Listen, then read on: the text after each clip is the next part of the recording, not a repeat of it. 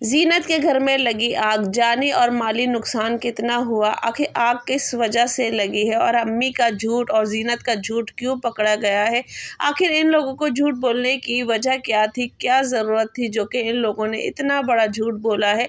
ज़ीनत का जहेज़ किसने बेचा, अम्मी ने सब बता दिया है कि ज़ीनत का जहेज़ बेचने की असल वजह क्या थी और क्यों बेचा है और किस लिए बेचा है। सारा राज समझ में आ गया है, सारा झूठ समझ में आ गया है। और जी अस्सलाम वालेकुम my YouTube family, welcome back to my YouTube channel. तो जी उम्मीद करती हूँ आप सब लोग खैरियत से होंगे। तो जी अल्लाह के फजल करम से मैं भी खैरियत से। तो जी गाइस आज का ब्लॉग वही हमने डेली रूटीन के साथ स्टार्ट किया है और डेली रूटीन आप लोगों के साथ मैं शेयर कर रही हूँ।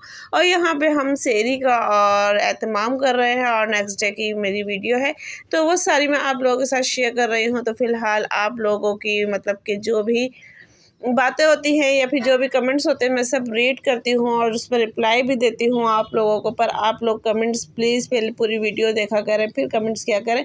और मज़ीद आगे बढ़ने से पहले आज जो मैं आप लोगों को बात बताने वाली हूँ उसके लिए आप लोगों को प्लीज़ वीडियो को ज़्यादा गौर से सुनिएगा और उसके बाद इसका जवाब दीजिएगा कि वाकई ये बात सही है या गलत है। क्योंकि आप लोगों के जब पॉइंट आते हैं या आप लोगों के कमेंट्स आते हैं तभी पता चलता है कि हाँ ये बात सही है या गलत है। क्योंकि मेरी वीडियो जो है वो ज़्यादातर इंडिया में देखी जाती है और उसके बाद ये है कि ये आप लोगों को ज़्यादा बेहतर होगा क्योंकि आप लोग वहीं के रहने वाले हो तो आप लोगों को ज़्यादा पता चलेगा कि भाई कौन सी बात सही है कौन सी गलत है। तो गाइस पूरी वीडियो देख के पूरी वीडियो सुन के फिर आप लोग कमेंट्स में बताया करें कि हाँ ये वाली वीडियो मतलब बात सही है या गलत है। और मज़ीद आगे बढ़ने से पहले प्लीज़ जो मेरी चैनल पे नए हैं वो चैनल को सब्सक्राइब करें और बेल आइकन का बटन लाजमी दबाएं ताकि हर आने वाली नोटिफिकेशंस जो है वो आप लोगों को मिलती रहे। और वीडियो को ज़्यादा से ज़्यादा लाइक करें शेयर करें। तो चलते हैं हम अपने टॉपिक की तरफ। तो जी गाइस ज़ीनत के घर में जो लगी है आग उसके ऊपर हम बात करेंगे पहले, बाद में बात करते हैं कि अम्मी और ज़ीनत का झूठ कैसे पकड़ा गया है और क्या उन्होंने ऐसी बात कही है जो उनको नहीं कहनी चाहिए थी। तो फ़िलहाल अब चलते हैं हम अपने टॉपिक की तरफ।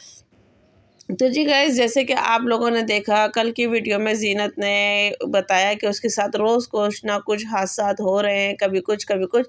और वो उदास भी हो गई थी कल बहुत ज़्यादा। और फिर भी वो यूसुफ और छोटा वाला बेटा जो कि सरफराज का है वो घर आए हुए थे और उसकी अम्मी भी आई हुई थी, नीचे थी उसकी अम्मी। तो फ़िलहाल वो रोज़े का एहतमाम कर रही थी और अपने लिए तैयारी वगैरह कर रही थी और यूसुफ भी आया हुआ था खैर से माशाल्लाह। तो फ़िलहाल आप लोगों ने देखा कि वो अपने घर में पानी गर्म कर रही थी रॉड से, जो कि एक रॉड होती है इलेक्ट्रॉनिक, उससे वो पानी गर्म कर रही थी। अब उससे जो उसने जिस जगह पे पानी की बाल्टी रखी हुई थी या टब रखा हुआ था तो उसके अंदर रॉड लगाया हुआ था। अब अल्लाह जाने वो रॉड से किस तरीके से जो कि उसका सामान रखा हुआ था उसमें किस तरीके से आग लग गई। और वो आग अच्छी खासी लगी है क्योंकि जहाँ रखा हुआ था वो कपड़ा सारा जल गया था क्योंकि उसकी वो न्यू बेडशीट थी और जिसका उसको दुख भी बहुत ज़्यादा हुआ।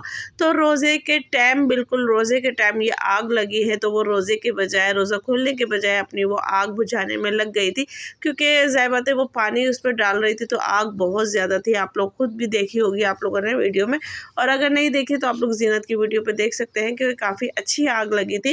और इससे ये है कि जब वो बुझाने में लगी या कुछ भी है तो अल्लाह पाक ने जान बचा ली क्योंकि उसके घर का स्पेस भी बहुत कम है। वहीं सबसे बड़ी बात कि उनके घरों में होते हैं ख़ास तौर पे सिलेंडर। और सिलेंडर पाकिस्तान में तो सिलेंडर से बहुत ज़्यादा डरा जाता है पर इंडिया में सिलेंडर आम है और वहाँ पे एक आम चीज़ समझी जाती है क्योंकि हमारे यहाँ तो गैस की बिल वगैरह आते हैं, वहाँ गैस की बिल वगैरह नहीं है शायद वहाँ पे सिलेंडर यूज़ होते हैं, हर घर में सिलेंडर होता है। तो इस वजह से अब क्या और भी ख़तरा था तो अल्लाह पाक ने ज़ीनत की जान बचा ली है और अल्लाह पाक उसको अपने हिफ्ज़ ईमान में रखे, हर बेटी को हर बहन को और हर इंसान को अल्लाह पाक अपने हिफ्ज़ ईमान में रखे, हर बुरे हादसा से परेशानी से और दुख तकलीफ़ बीमारी से नागहानी की आफत से बचाए। प्लीज़ कमेंट्स में आमीन ज़रूर बोलिएगा। और क्योंकि ये एक दुआ ऐसी है कि हमें हर रोज़ अब उठ के ये दुआ करनी चाहिए। जहाँ हम अपने रिज़्क़ के लिए रोज़ी के लिए दुआ मांगते हैं तो वहाँ हमें सबसे पहले ये दुआ भी मांगनी चाहिए कि अल्लाह पाक हमें नागहानी आफत परेशानी दुख तकलीफ़ और नागहानी मुसीबत हसद हासिदीन की हसद से बचा, अल्लाह पाक हर दुख तकलीफ़ से बचा। और सारा दिन अच्छे से अच्छा गुजरवा। तो ये दुआ लाजमी करें, क्योंकि सुबह जब उठते हैं तो अपने लिए ये दुआ लाजमी किया करें। और आप लोग भी कमेंट्स में लाजमी कहिएगा, ठीक, आमीन कहिएगा, ठीक है। तो गाइज़ यहाँ बस जीनत के लिए ये खुशी हुई कि अल्लाह पाक ने उसकी जान बचा ली और जो हादसा है अल्लाह पाक उसके दूर करे। तो बहुत से लोगों ने जीनत को मशवरा दिया कि या तो आप जीनत बकरा की तिलावत घर में करो, या फिर जीनत सूरत बकरा की मतलब कि ख़ुद तिलावत करो, या फिर आप घर में सुनो। तो गाइज़ ये चीज़ ही। बाकी चलते हैं अम्मी के झूठ की तरफ कि अम्मी का झूठ और जीनत का झूठ कहाँ पकड़ा गया। तो जी गाइज़, अम्मी का जीनत का झूठ कोई नहीं है। लोगों ने जीनत को और अम्मी को झूठा कहा है। वो किस बात पे कहा है?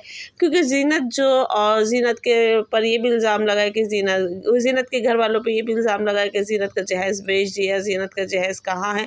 आप शुरू में कमेंट्स भी देख सकते हो, जबकि जीनत ने अपनी पूरी डिटेल उसकी अम्मी ने बताई, पर फिर भी एक कमेंट्स आया हुआ है, जीनत बुरा नहीं मानना आप लोगों को, आपका पूरा जहेज़ था वो कहाँ है, किधर है, किसने बेचा है, क्या नहीं है। तो ये बहुत से कमेंट्स बहुत सी वीडियो पे चल रहे हैं, तो वो भी आप लोगों ने देख लिए हैं। और अक्सर इसकी वीडियो पे ये कमेंट्स आता है, जब भी वो अपने घर के लिए कुछ कर रही होती है तो उसकी वीडियो पे ये कमेंट्स लाजमी आता है कि जहेज़ कहाँ है, ये है वो है। तो कल अम्मी और यानी कि लोगों ने जीनत को और अम्मी को झूठा भी कहा कि झूठे हैं, ये है वो है। तो फ़िलहाल उसकी अम्मी ने बता दिया है कि इसका सारा सामान जो है, जीनत ने भी बताया, उसकी अम्मी ने भी बताया कि इसका सारा सामान जो है वो हमारे घर पे रखा हुआ है। मैं तो उसको बोलती हूँ कि तू अपने घर से जो जो ज़रूरत का सामान है वो ले जा, पर ये नहीं लेके जाती है। और जीनत का भी बाकायदा यही कहना है कि जितना सामान होगा ना उतना बखेड़ा होगा और उतनी मसरूफियात होगी। तो मैं अपनी ज़िंदगी को आसान करना चाहती हूँ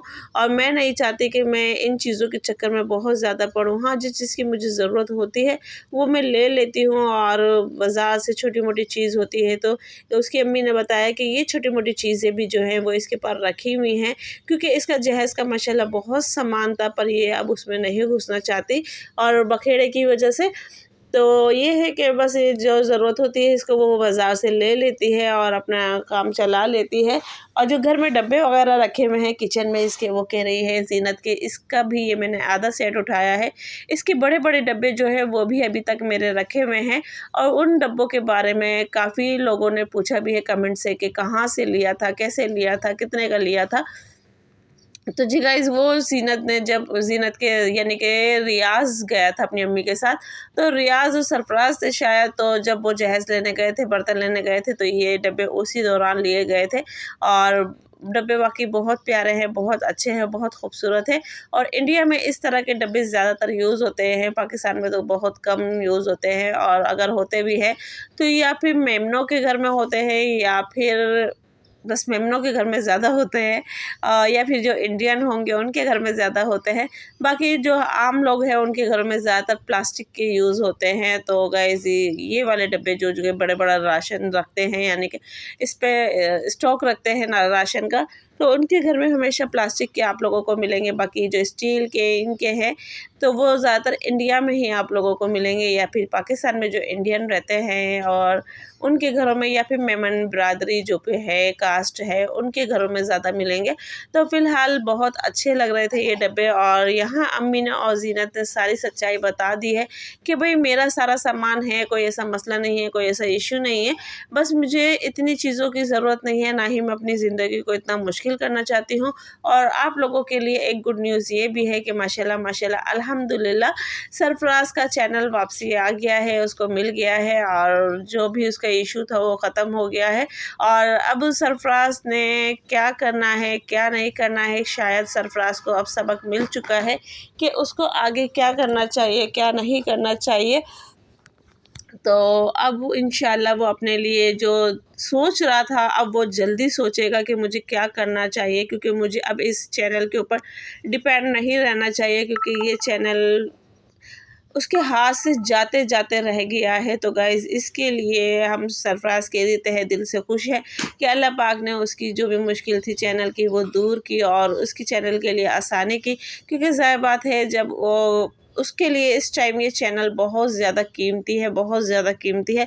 तो आप लोगों को कैसा लगता है तो आप लोग भी कमेंट्स में लाज़मी बताइएगा, और कौन सी बात सही लग रही है, कौन सी गलत लग रही है, वो भी कमेंट्स में लाज़मी बताइएगा। और यहाँ एक चीज़ देख के दुःख होता है जब ज़ीनत पूछती है ना, क्योंकि अकेले बंदा इंसान अपने लिए क्या करे, तो जब ज़ीनत पूछती है ना गाइस मैं आज क्या पकाऊँ, तो यहाँ आके दिल थोड़ा-सा ख़राब हो जाता है कि माशाल्लाह माशाल्लाह इतनी अच्छी फैमिली इसकी थी, इसकी बॉन्डिंग थी, और वहाँ माशाल्लाह पकता ही है सब लोगों के लिए, सिर्फ़ एक ज़ीनत के लिए नहीं है। ज़ीनत ने भी अच्छा सोचा है अपने लिए कि आगे के लिए कि मैं अपने ऊपर ही डिपेंड रहूँ, मैं किसी माँ-बाप, भाई-बहन पे किसी पे डिपेंड नहीं रहूँ, और जब तक मैं अपनी ज़िम्मेदारी खुद नहीं सँभालूँगी तो मुझे दुनिया का नहीं पता चलेगा। तो ये बात ज़ीनत की बहुत अच्छी लगी कि उसने वक़्त रहते ही अपने आप को सँभालना सीख लिया है, वरना ऐसे हालात में अक्सर लड़की टूट जाती है या फिर एक लोगों की बातों से तंग आके वो घर में कैद रह जाती है।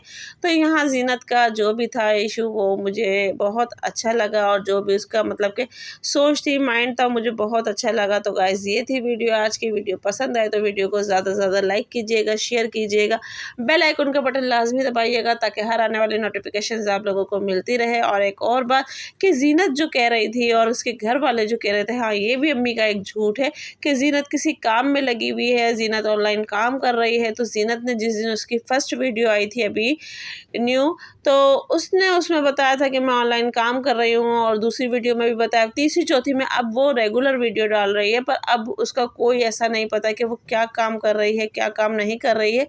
पर ये है कि वो अपने घर का खर्चा खुद चला रही है, रोज़ाना खुद बाज़ार जाती है, सामान लेकर आती है। तो ये सारी चीज़ें हैं। तो गाइस मिलते हैं नेक्स्ट वीडियो में। अल्लाह हाफ़िज़।